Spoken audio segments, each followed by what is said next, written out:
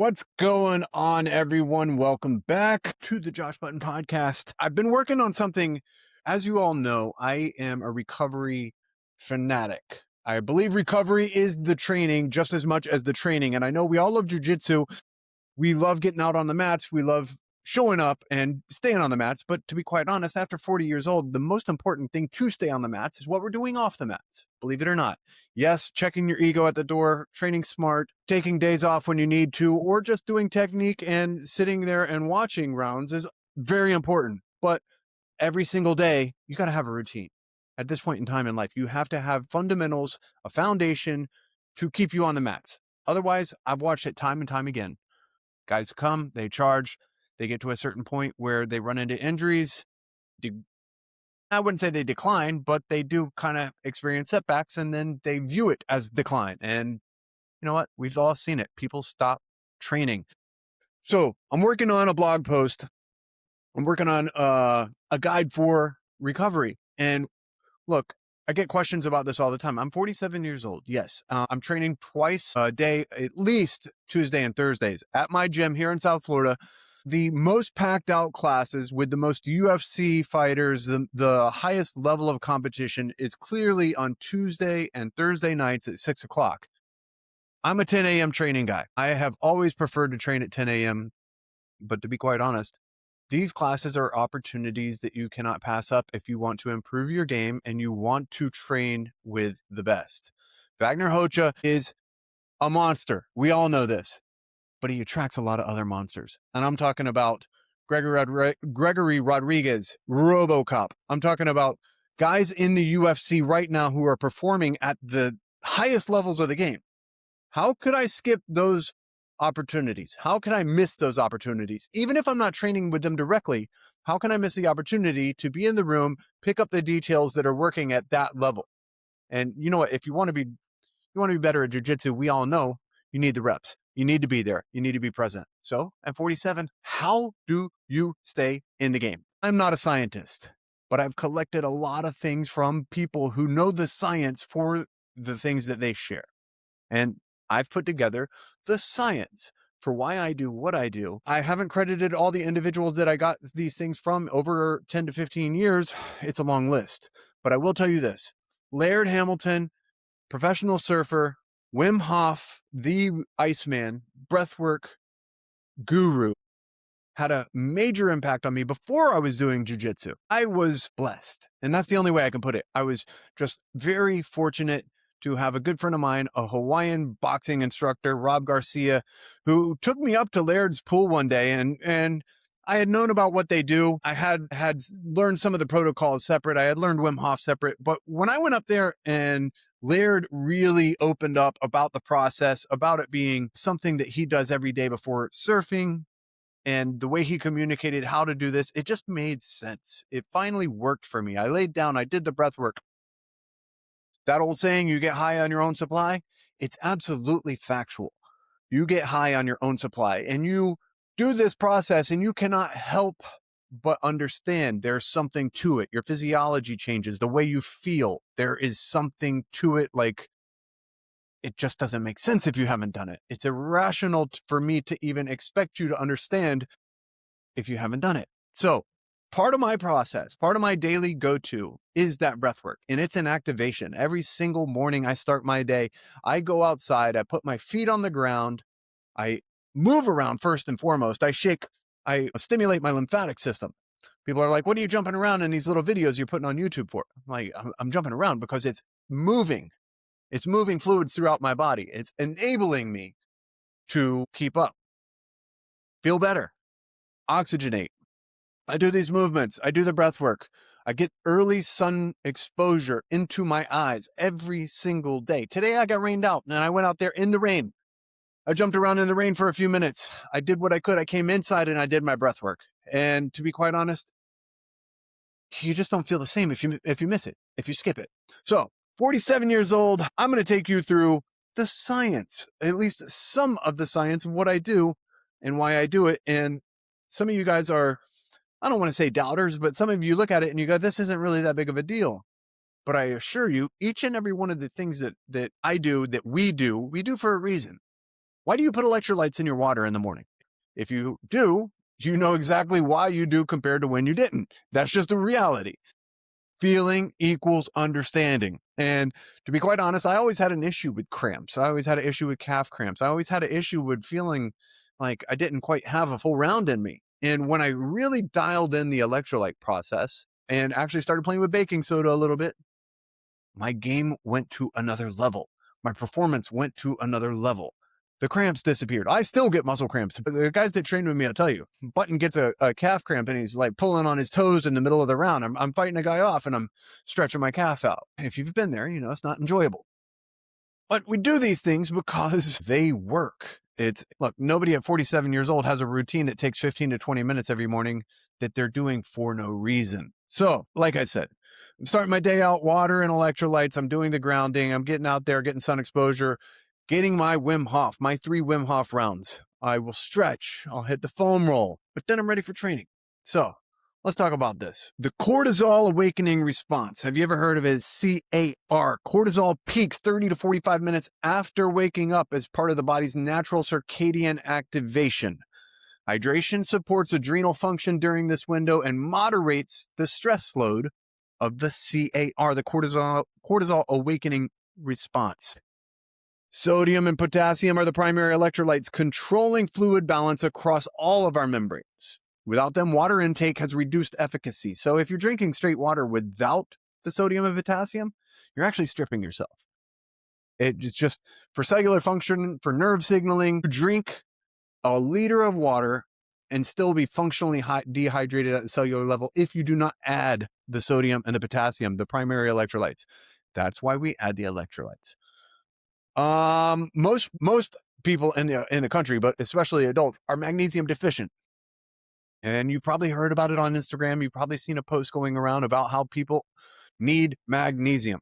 And magnesium is involved in over 300 enzymatic reactions, including ATP production. If you don't know what ATP production is, look that one up. That's your energy, your muscle contraction, your nervous system regulation. Hitting that magnesium first thing in the morning and making it bioavailable during training that comes after is essential. I take magnesium at night as well for my sleep stack. We'll get into that in a few minutes, but you need magnesium. You need the sodium. You need the potassium. I throw salt in my water. I also take a electrolyte stack. I don't think anybody's overdoing it if they're sweating it the way we are in the gym, especially here in South Florida coming into summer. You're going to drop 10 pounds of sweat in every training session. So your cognitive performance absolutely increased when you're properly hydrated. You need the hydration to keep up with what you're going to sweat out. Grounding. Why do I go outside barefoot? People look at me like, you're a little bit woo. You're a little bit woo-woo. You're a little bit of a hippie. And hey, maybe I am. But to be quite honest, the science for this is clear. Grounding, direct physical contact with the earth. It gets dismissed all the time until you look into the actual research. The mechanisms are real and the relevance to athletes carrying chronic inflammatory load from training is direct. I get out there for 15 to 20 minutes every morning. The electron transfer, free electron transfer, that's the Earth's surface. It carries a mild negative charge. Direct contact allows free electrons to transfer into the body, which research suggests acts as a natural antioxidant. It neutralizes positively charged free radicals. It's the same free radicals generated by hard training. It's an inflammation reducer. Research is clear. Of 2012, they measured reductions in inflammatory markers and improvements in cortisol rhythms in grounded subjects. For athletes running high training loads, this is the absolute meaningful daily intervention that costs absolutely nothing. You do not need any equipment to walk outside barefoot. You can do it on concrete. That conducts as well. I like the grass. The beach is even better. So your autonomic nervous system grounding has shown to shift the ANS toward parasympathetic dominance. This is crucial for stressed out individuals in general, but athletes, we are chronically stressed. We are overtraining, most of us. So we are adding to our stress load. Walking around in fight or flight all day, training, then leaving in fight or flight, going home and getting the bills and the stress of the house. It's stacking up on you. Think of your stress threshold as a glass of water. And every day we're adding to it with the things that we love to do. We love to train. We love to go to battle, go to war. We're dumping water into our glass. Sooner or later, if we do not do what we can to reduce our stress, take ourselves out of fight or flight, we're going to overload that cup.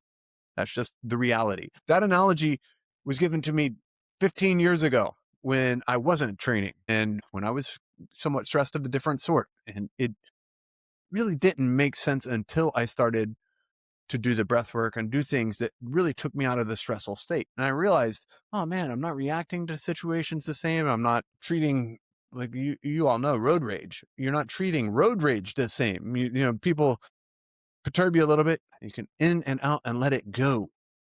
So a daily parasympathetic reset. That's why we're doing this. We're going to ground. We're going to get breath work. That's one of the major parts, one of the foundational actions in a recovery protocol.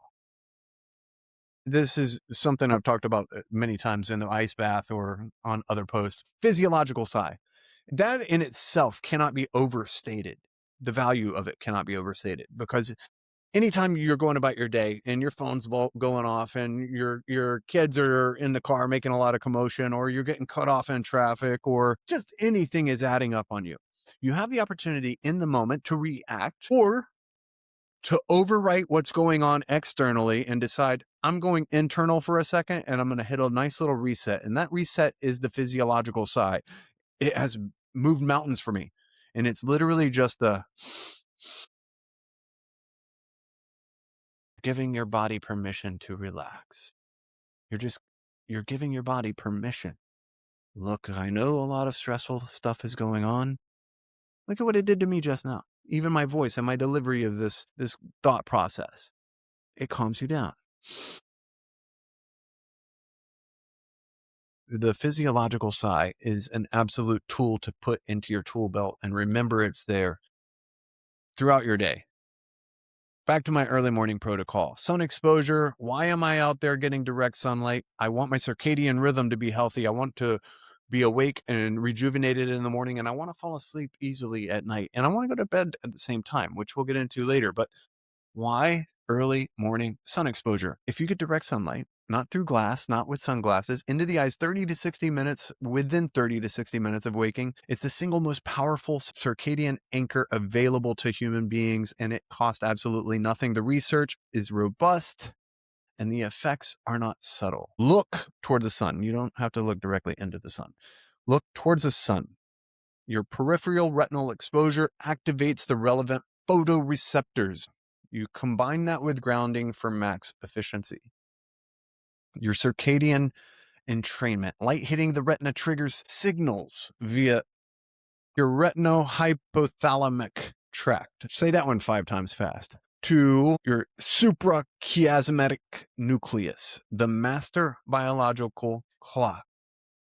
Look, morning light exposure sets the timing of cortisol release, melatonin suppression, and the entire 24-hour circadian cycle. Miss the window consistently and everything downstream degrades. That's why we're doing it every day. Cortisol timing for morning light, we got into this already. Melatonin timing, morning light exposure starts 12 to 16-hour timer for melatonin onset. So earlier light means earlier, melatonin means earlier and deeper sleep. We all need it. Sleep is the number one recovery aid. Nothing actually comes close to sleep, but all of these other things support you getting the sleep you actually need. For athletes training in the evening, this is absolutely non-negotiable. The only way to get adequate sleep depth when going to bed after a 9 p.m. training session is to ensure melatonin is already queued up correctly from the morning. The morning protocol will support your sleep at night.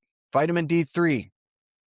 UVB radiation triggers cholesterol conversion to vitamin D3 in the skin. Vitamin D3 is critical for testosterone production, immune function, bone density, mood regulation. And to be quite honest, all of these things are under pressure in masters athletes specifically. The morning light has lower UVB content than midday, but contributes to cumulative D3 production, and the D3 independent circadian benefits are present regardless of UV intensity. The morning light stimulates serotonin production. That's the precursor to melatonin, and it activates a dopaminergic circuits that regulate motivation, focus, and mood. This is why morning sun exposure consistently produces measurable mood and cognitive benefits. It's not psychological, it's photochemical. Look, most of us are not scientists. We just want to train. But the science is clear. These things are done for a reason. If you do them, you will feel the results. I assure you. You get into these protocols, you feel how you feel in training, you feel how you feel at night when it's time to go to sleep, how your performance is on the mats. You will not go back. You will do these things. You will prioritize these things just like I have, and they'll work for you. All right, the morning breathwork activation session. People think I'm a broken record over the breathwork thing, but I assure you, you do it, then you don't do it, and you'll understand. You'll understand. Like, I've been trying to get non-athletes to do this for years, beating them over the head with, look, your greatest tool is free. Actually, your greatest tools, your entire tool belt is free. You do the free basics, and you don't need to spend money on the biohacking. You don't need to spend money on most of the supplements out there if you do the free, basic, foundational practices. That's just all there is to it. So morning breath work, CO2 tolerance and the grappling connection, the panic response. When you're in a tight choke, you're under heavy pressure, you're getting your guard passed, you're on the third round, that's a CO2 alarm. It's not an oxygen deficit. So if you've ever been in a roll, and especially in the beginning at white belt, you'll find yourself trying to gasp for air. And some of the older grapplers or the more mature grapplers, the higher belts will look at you and tell you, look, bro, when you're struggling like that, it's not about taking in more air. It's actually the opposite. It's about dumping your lungs. It's about dumping the CO2. So if you're in an intense exchange and you find yourself getting ready to panic, getting ready to go for that gasp of air, and you just dump, and then you go back to your breath, it's far more effective. And it's actually giving you the results that you're looking for, even though it's counterintuitive to what you feel like doing in the moment. In the moment, most of us, especially in the beginning, white belt or blue belt, we want to go, you just want to take that deep breath in. That's actually not where you're going to get the results that you're looking for. But your body with CO2 tolerance will perform much better. So your body interprets rising CO2 as a threat, and it triggers that panic response. Like, daily breath work raises the threshold in which that alarm goes off. Okay. If you think about it that way, like, you stay calm under pressure because your CO2 tolerance is genuinely getting higher with the breath work practice. In surfing, we would equate it to, hey, if I were to get held down by a big wave and I face the panic response where I really want to gasp for air, and that's what I do, I'm going to swallow water. And as soon as you do that, you are dead, or you are getting rescued from somebody, and they're going to pull you up on the beach and empty your lungs of salt water, which obviously is the worst case scenario. So why do surfers, and especially big wave surfers, do this breath work? So that when they do take a pounding, they're stuck on the bottom of the ocean and they're getting rocked by really powerful waves. They can go into their head, into their psychology, and understand, I've been here before. I'm okay. I can hold on longer than what my body is telling me I can. And even though this panic is setting in, I'm going to remain calm and loose and relaxed, and I'm going to wait until I surface. Because if I don't, I'm going to swallow water and I'm going to be in big trouble. I'm going to be drowning, essentially. And on the mats, you are drowning when you start to panic. And this guy's circling your guard, and he's passing your guard, and he's diving into side control, and he's setting up a limb isolation, and he's going to submit you, and you're panicking. You are drowning. That's the reality. When your body and your CO2 tolerance is really low, you are in trouble. You are borderline drowning, and you'll see it all the time in the experienced higher level upper belts. They're cool as a cucumber. They're chilling down there. Oh, you passed my guard? Okay, I'm going to frame. I've been here before. I'm going to wait. I'm going to relax. Maybe not completely loose, relaxed, but I'm going to understand that there is an escape here. There is an exit here. And when I find that door, I'm going to take it. But until then, I'm not going to panic. I'm going to relax. And if you got me moving fast and I have to frame up and really kind of hold position and hold off your attacks, well, I can do that for a second and I can do it calmly as opposed to panicking and drowning and allowing you to find the opening that you need to get that sub. We've seen it all a million times. Look around your room. You see the guy who's calm and cool as a cucumber and never really doing any of this breath stuff? He's been there, bro. He's trained his body. His CO2 tolerance is strong. It's strong. Look at some of the best grapplers you know, and it doesn't seem like they get tired. And I've had theories as to why some of them, because I know some of them do not do breath work, but they've built this into their body so significantly that their training partners don't really push them into a point where they're really working, where they're really, really, really going for it and gasping. Or have they just naturally trained their physiology so well that their CO2 tolerance is outstanding and it just looks like they don't get out of breath? I think it's a bit of each, for sure. HRV, all you guys wearing whoop straps, all of you wearing these devices to, give you your sleep score, your recovery score, your HRV. You know what the HRV is? Controlled breathing, particularly extended exhales. It directly increases vagal tone and parasympathetic activity. It's measurably increasing your HRV to do breath work. You want those numbers to be good? Breathe properly. Higher HRV correlates with better recovery, better performance, and reduced injury risk. Isn't that what we're here for? This is what my whole channel is going to be about. Reducing injuries, staying on the mats, us older guys, getting the reps in as often as we can, staying there, staying present, being dangerous, stay dangerous. Hard to kill in midlife. There's only one way you're getting there. Breathing properly. So, breath work. Get those physiological size we talked about. Do your morning breath work. I guarantee you, you're going to experience gains like you had upped your belt level. Reality. You're upping your belt level with this performance protocol. All right. So morning jiu-jitsu, I go in, I train, I hit a quick stretch and a foam roll right after every session. Try and loosen myself up just a little bit. The sustained pressure on restricted fascia triggers mechanoreceptors. The effect is neurological, not mechanical. Foam rolling doesn't physically break up adhesions. It signals the nervous system to release them. Understanding that, it changes how you use the tool. If you know that you're telling your nervous system it's okay to release that tension by just doing this simple activity, you're going to do it. I guess for some people, it's still a chore. For me, it's not a chore. It's downregulating that activity. It's me telling my body, all right, you can relax now, just like the physiological sigh. It's me taking care of myself.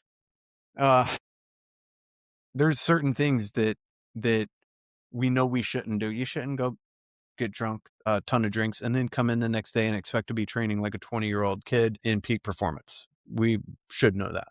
But we should also know that these other things that we should do for our bodies, relaxing, sending messages to your nervous system that you can relax after a stressful event. Training is a stressful event. You have to do that in your 40s. Facts. Post-training is the optimal stretch window. A lot of people tell you to stretch before. I do stretch. I do a little foam roll, but to be quite honest, the most effective stretching comes after training. When I'm warm still, the nervous system is in a lower tone state post-exercise. First thing I do after I do that stuff, I grab my dog and I go and I eat. What do I eat? Protein, protein, protein, protein. We all hear it all the time. I drink down 6 raw eggs almost every day at lunch. I have chickens. It's the best thing in the world. They are literally nature's multivitamin, these eggs. Literally the best way to think about it is an egg is nature's multivitamin. Vitamin A, D, E, K2, cholesterol, things that are somewhat altered by cooking. I get, boom, straight to the brain. Easiest, most convenient meal ever. Chug down 6 raw eggs. Yeah, you saw all the bodybuilders doing it back in the day. They weren't doing it because it looked tough or looked cool. They were doing it because, well, it's effective. Cholesterol and testosterone. We all hear about these doctors prescribing statins and these doctors advising people to lower their cholesterol. thank goodness, and you are very fortunate if you never fall into this trap. And those that have, I feel extremely bad for. I've been trying to get people off of statins for years, my dad specifically. Your body needs cholesterol. Your brain is like high percentage cholesterol. Dietary cholesterol is a direct precursor to testosterone and steroid hormones. For us master guys, we all experience a natural decline in testosterone. That's just the reality, but we don't need to go out and supplement through our doctors right away. And that's another conversation we've had on the podcast several times already, and we'll get into more and more. And yes, some people will need TRT, but a lot of us, we got to admit it, are just going out there and jumping on this stuff way too young. And then, well, you're dependent. So eggs, the fear of dietary cholesterol is absolutely, it's the biggest mistake we've made nutritionally in the last 50 to however many years. And you know what? Like, us masters guys are the first to experience adverse effects, which would lead to other dependency. And there's, to be quite honest, industries that would love for you to do that. Egg yolks are the richest dietary source of choline. Neuromuscular transmission and liver function and cognitive performance all need this. It's crucial. My egg yolks post-training is one of the most efficient ways to get that. 6 raw eggs is approximately 36 to 42 grams of protein, 30 grams of fat. It's a dense micronutrient load in under 60 seconds of preparation time. If you can take 6 eggs and crack them into a jar in a couple of minutes, you're good to go. Do I add anything else to that? I replenish my glycogen. I have my mother, thankfully, loves to make sourdough. She makes sourdough waffles, sourdough bread, cinnamon raisin bread, and I love it. It's look, take this in. It spares protein for my muscles, and it restores my glycogen. And ever since I got back onto sourdough, like before that I was carnivore, my energy is much better. But there's something else going on as well, because I haven't had skin infections since I started and reintroduced the sourdough either. And the fermentation process in sourdough making creates specific reuteri bacteria. And another doctor that I found was talking about the benefits of this reuteri and making yogurt that would basically help you colonize your gut with the good bacteria. And that's in sourdough. It's in sourdough. I was actually ordering these tablets from like Europe, and I was making this yogurt, and the yogurt was good, but it was a process and a lot to make it. And I realized that, I don't know when I realized that, I learned it, that the same bacteria that I was working and doing all this stuff for was available in sourdough, and my mom was making it at home. Good sourdough. And to be quite honest, it's foundational for me now. If I'm going back to do another training session, a little bit tired and hot and looking forward to that ice bath. On most days here, especially going back to a 6 p.m. class, about an hour and a half before, I'll go jump in that ice bath, and it'll be the best thing of my day. Literally, I'll hit a little breath work before it. Sometimes I just jump in the ice bath and make sure it's about an hour before training. I'll go walk the dog after that, a couple mile walk with the dog.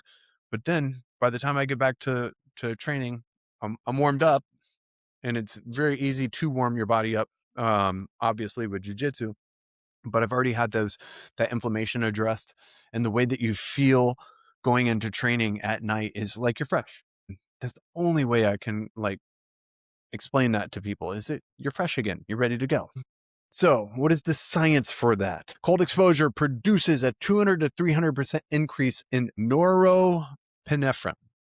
It's a potent anti-inflammatory neurotransmitter that also governs mood, focus, and alertness. This single mechanism explains much of the subjective reset effect reported by regular cold water practitioners. It's not psychological resilience, it's biochemistry.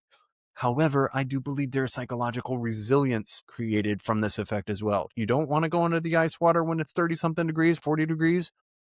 You force yourself to do it. I think just that act in itself is going to give you rewards. Sustained dopamine elevation. Cold water immersion produces sustained dopamine elevation of 200 to 300% above baseline. It lasts hours after the fact. I had a buddy over today who had to take an ice bath before. It's been a while, but he's a MMA guy.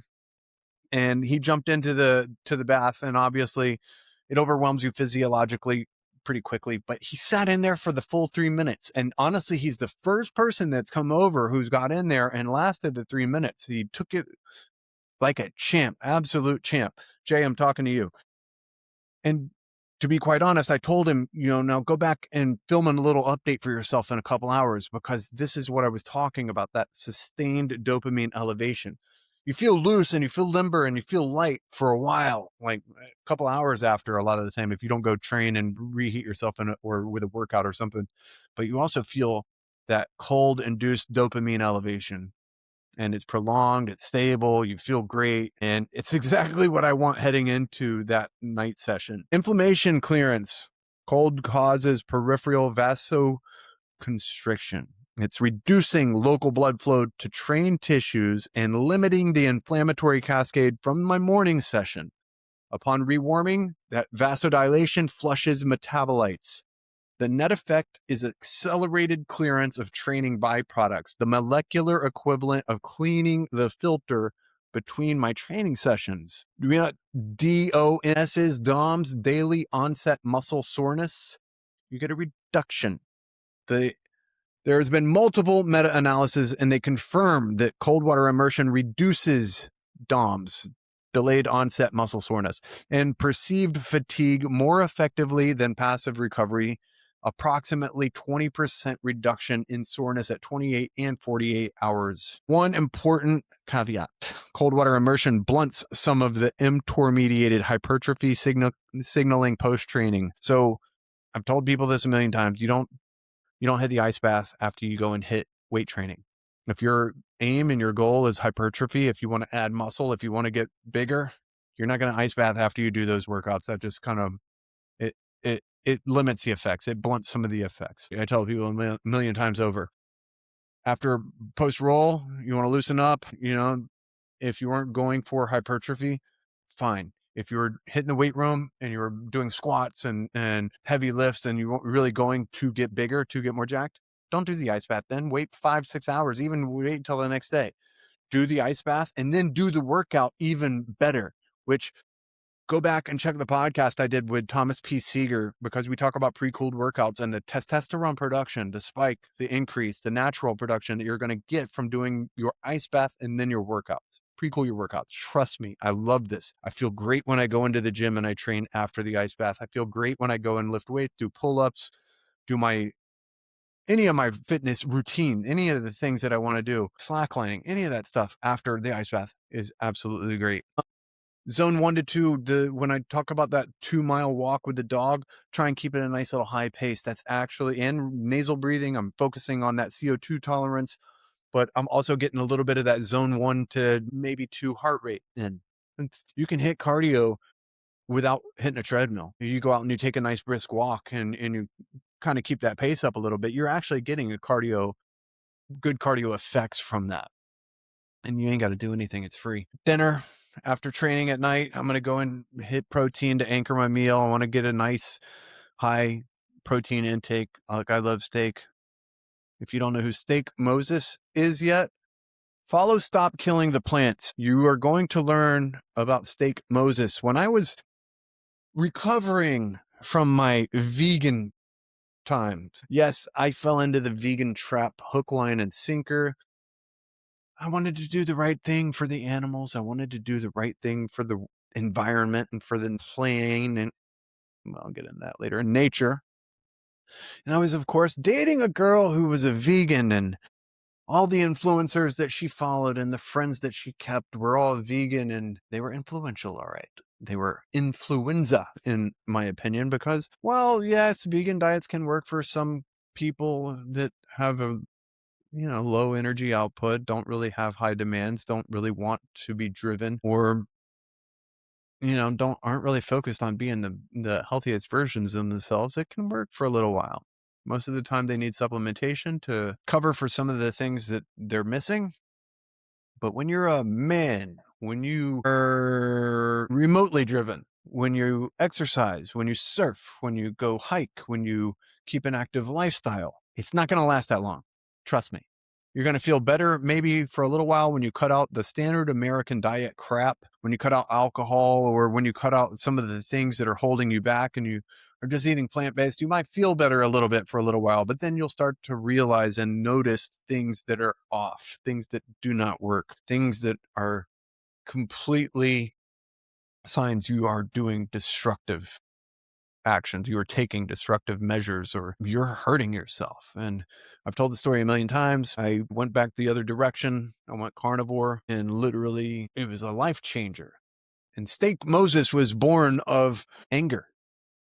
And I wanted to throw all my energy into saving people from making the same mistake that I had made. And literally, I was working with some young boys who also had vegetarian, plant-based communities around them who were influential. And, some of the thought process was, this is nonsense. And I completely mocked and ridiculed it as well in a entertaining way, which was good, because after getting off of it, we kind of needed to have a lighthearted about it. But the research that I did that really led me to understanding what was going on was a dark, dark place. Who wanted to gain from us being weak and malnourished? And it was the controllers. It was the corporations who are now funding these projects that we all know is nonsense, or at least you should know is nonsense. Fake lab grown meat, pea proteins, and ultra processed trash that they're marketing as food. And they're marketing it to people who have empathetic, well-intended hearts, and who are for the most part good people and want to do the right thing. And that's just shameful, in my opinion. Got out of this vegan lifestyle and I found carnivore, and it just changed me so fundamentally. And I understood how much healthier I was getting. And I understood I was starving myself for the year before that. And I understood that all the people that were convincing me that plant-based was the way to go are in the same boat. And I was so highly irritated by it. I was like, I'm going to go to social media and throw everything that I've learned out there on social media. And some of it came across as angry ex-vegan. I made a file on my Instagram, angry ex-vegan. And I was angry, but also the empathy that I had for the animals in the world, I now had for the individuals who had fallen for this propaganda, this baseless nonsense, who were now malnourished and were leading themselves into a further health deficit, a decline, a place where it was going to be hard to recover unless they started getting the nutrition that their body really wants and really needs, and our ancestors developed from and were thriving on. So Steak Moses, he was born. Stop killing the plants. He's coming back. I'm putting the commercial out here soon. And I want people to understand this is completely from a place of respect and admiration for the cycle of life and for the foods that we are intended to eat. I can't see it any other way. The cycle of life and the food chain is what it is. And ruminants are such beautiful creatures because of what they do and what they do for us and what they make from what we can't eat into what we can eat. And the bioavailability of this animal-based diet is unmatched. It's just not. Science is clear. If you actually care about anything that is science related, that is factual related, you can come to no other conclusion than plant-based is propaganda. And there's people out there preaching fruitarian and all of these other things that we all should know by now are just, it's ill-advised. It's ill-advised. Yeah, let's leave it at that. So I will have a protein sparing nutrient at dinner. I like sweet potatoes and tubers, and you get a nice big steak. There's nothing better for me personally to have a nice big steak, a sweet potato, piece of sourdough toast, even kimchi or any other fermented food. The processed food, that is my processed food. My processed food is the fermented vegetables and fermented foods that have been prepared for thousands of years, that harvest abundance of good gut bacteria and promote good gut health. That is the only vegetables I want in my life. The sweet potatoes and baked potatoes occasionally, which I cook in the Instant Pot because that is the only way to cook it without creating more carcinogens. Don't bake your baked potatoes and throw them in tinfoil and just bake them in the oven. Look that up on the side. That's a separate issue, but it's not good for you. And what's my favorite post meal? Ice cream. Superfood. I love raw dairy. I love the eggs and milk and cream, and it's absolutely superfood if it doesn't have the stupid ingredients that most supermarkets are carrying in their ice cream, the stabilizers, the wargum, the extra ingredients that, well, are sabotaging what could be the most amazing little treat and, yeah, nutrient dense recovery. Anyways, the wind down protocol after dinner, after a nice long day, 2 training sessions. There's a couple things I'll do before bed. I used to do breath work before I go to sleep religiously. I don't as much anymore, but I do notice that like I can honestly just do 2 minutes or less of extending my exhale. So if you breathe in for a count of 4 or 5, you just hit the 8 to 9, 10 count of the exhale and you're already relaxed. You can do like different breathwork exercises for an extended period of time and you will sleep better. But I think once you get into a pattern and you have a routine of these things, the morning sunlight and all of the other things, you'll find that at bedtime, like the things that I used to do to promote falling asleep quicker or having a better sleep, I don't even need to anymore. I literally at night, almost on clockwork, I'll hit a little foam roll again and maybe a little bit of mobility. But then I'll go and I'll have my water with my magnesium glycinate and the glycine I add as well right now. I'll have that nice little jar of water. I'll turn the AC down 64, 65 degrees. I'll go take a nice warm shower and boom, when I hit the bed and that cool air hits me, it's almost like clockwork. I lay down, maybe do 1 or 2 little rounds of that breath. I'm thinking about it and I'm out. If I had the sleep patterns that I have now in my 20s and 30s, my life would have been much, much different. I mean, I guess it couldn't have been because my life was so much different then, but I don't remember in the last 5 to 10 years ever having any issue falling asleep. I could take naps occasionally between training sessions and, 20 to 30, even up to an hour and sleep just perfectly. Lay down, boom, I'm out. And I'm waking up in the morning. And I guess that's the only thing that I ever noticed is sometimes I wake up in the morning and I'm still dreaming. I'm still in REM sleep. But I do know if I'm waking up with those dreams in the morning that my recovery is going bananas. That like I'd really had some hard training sessions and my body needed it. So what else is there? I mean, I guess that's kind of a day in the life and a day of recovery. I think after 40, if you don't have a good foundation and a good structure to these things, you are inevitably going to be one of the guys who misses a lot of training sessions. I just, I don't see how it's even possible. And for myself, I know there was times in the beginning of my training when I was trying to train a little bit too hard. I had a couple of different injuries and maybe I was trying to compete with people that I shouldn't have been trying to compete with. But without I mean, there's exercises that I've done that have prepared me well for jiu-jitsu that I think are an advantage to a lot of other people. But to be quite honest, nothing quite as much as the breath work and the routines that I was fortunate enough to find and build upon and layer things upon so that now I can have a really well structured, consistent routine that it's built in. It's muscle memory. I think it's prioritized so much so that it comes first and foremost, and it keeps me on the mats.